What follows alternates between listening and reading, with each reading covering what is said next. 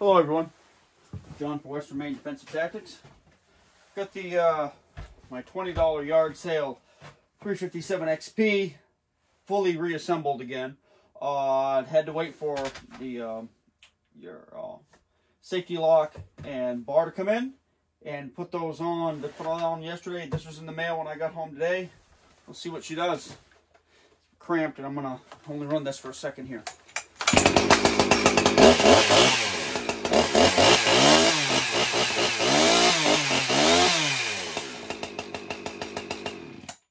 First pull. I started it when I came home. I got this done a couple hours ago, so that was kind of a cold start. Can't beat it for 20 bucks. I've got, I think this cost me 35. That cost me 16.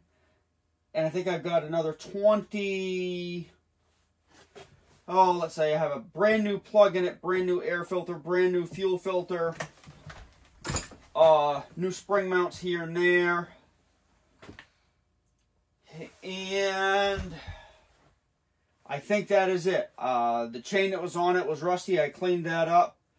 So the biggest things were this handle, and the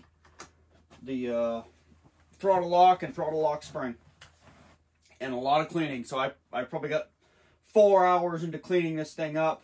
But 20 bucks for a full-size professional chainsaw that ran, and a few hours of elbow grease, and it's a duplicate of my other primary saw. Hey, not going to complain about that. I don't think you can beat that with a stick. I'm going to keep it nice and sharp and use that as a spare saw. It's always nice to have a good spare saw. But anyway, keep your eyes open. Sometimes there's still some deals to be had out there in the world. Anyway, you guys take care. Short video, but I figured out you'd want to see the end of that, how that came out. See ya. Take care.